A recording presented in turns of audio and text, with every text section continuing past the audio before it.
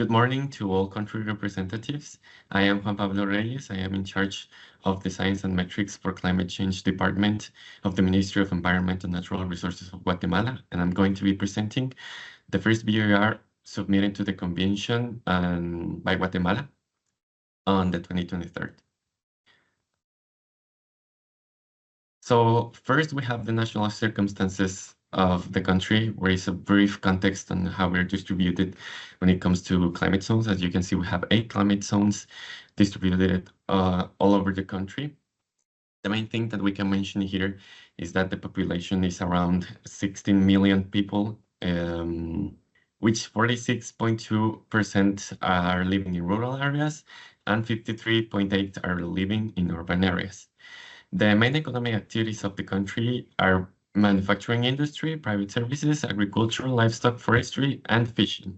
And our main exports, it's basically from coffee, clothing, and cardamom and banana. Something important to mention too is that we have 33% of land covered by forest, which represented 3,574,244 hectares. And now, when it comes to the institutional arrangements of the country, we have a climate change framework law, which is basically where all the others come from, like the National Council of Climate Change. This is the main entity when it comes to making decisions in the country. This is presided by the President of the Republic of Guatemala. And then we have our national MRV system, which is the main system to store all the climate change information that is generated in the country. Then we have the National Climate Change Action Plan, which was also established in the Climate Change Framework Law, which is a somewhat extent document defining the climate context of the country and also all of our initiatives when it comes to mitigation and adaptation. After that, we have the National Inventory System. This system is specifically for storing the information of the inventory, of the GHG inventory, and also where we build the national inventory for submitting on the communications that we submit to the convention, and also for the policy measures that we have to make in the country. And at last, we have sectorial work tables established also with institutional arrangements. These are basically to facilitate communications with other institutions. As we know, the Ministry of Environment and Natural Resources is in charge of making the inventory and all of the instruments that we have to submit and that we have to work on to tackle climate change. But we do need the information from other institutions, private, public, and other sectors. So these work tables work as our spaces to discuss and to gather all the information that we need. So the National MRV System, the SNIC, all the information, as I mentioned, come from private sector, the civil society, the academia, the government, and also NGOs that provide the information needed to tackle climate change.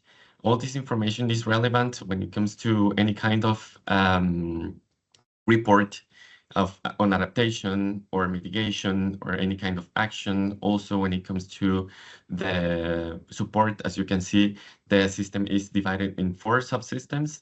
The first one is information about climate sciences. The second one is information about vulnerability and adaptation. The third one is information about GHG emissions, and this one is the specific system for the inventories. And the fourth one is information about support received and required. All of these are being constantly enhanced. All of these need a lot of support when it comes to the development of specific systems or even the smaller systems that are going to be enhancing the information available in the system. As for the system specifically for support received and required, it's a work in progress that we're developing with several projects that are being developed in the country. And now we're going to move on to the 2018 greenhouse gases inventory of Guatemala that was submitted with the BOR. So we can see the emissions from gases and also by sectors. We can see that the most amount of gases was from carbon dioxide, followed by the F gases, and specifically the hydrofluorocarbons, followed by methane, and lastly, we have the nitrous oxide. As for how much each sector contributes to the emissions in the country, we have LULUCF as the first one with 49.6% of the emissions of the country, followed by energy, which represents the 33.8%. Then we have agriculture, which represents 10.6% of the emissions, and followed by IPPU, which has 3.2%. And lastly, we have waste, which represents 2.8% of the national emissions. And here we can see how much those percentage represent for each sector, and also how much they have increased in comparison to 2005 emissions. First, we have energy, which increased by 65.5%. And then we have IPPU, which increased by 100.3%. And then we have agriculture that increased by 13.9%. We have then LULUCF, which decreased by 6.5%. And last, we have waste, which decreased by 65.5%. Then we have the mitigation actions that we are implementing in the country. First, we have multi-sectorial actions, and first we can name the nationally determined contribution, followed by the National Climate Change Action Plan, and lastly, the low emission development strategy.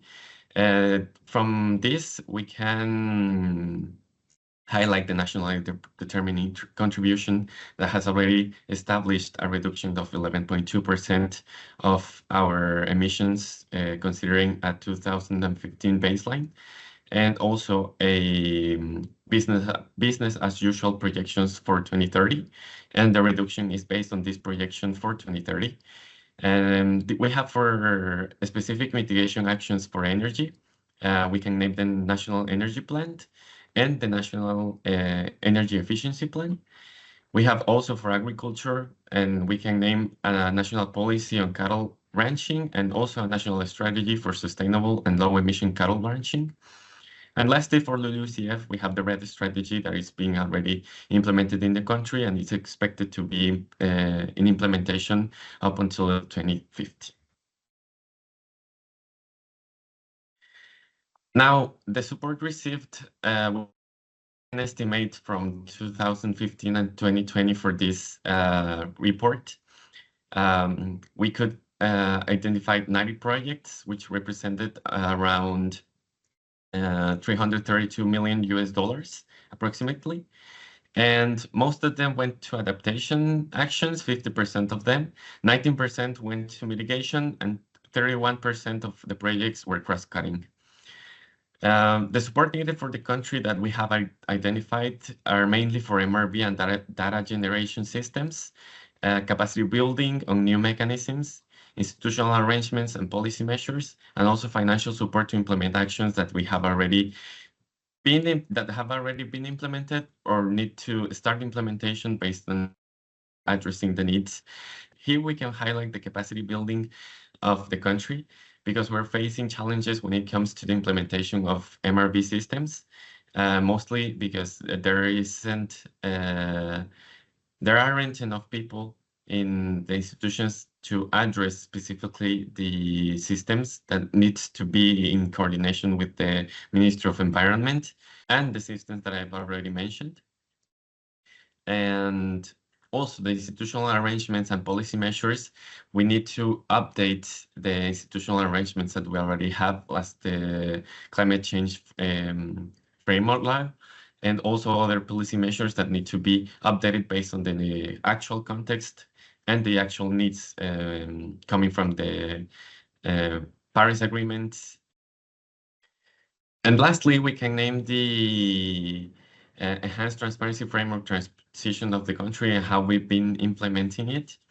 We can start naming the capacity building projects. Mainly, we have the IT project, which we are facing a little bit of constraints when it comes to this project because of how long it took for it to start the implementation, but we are already in an implementation phase.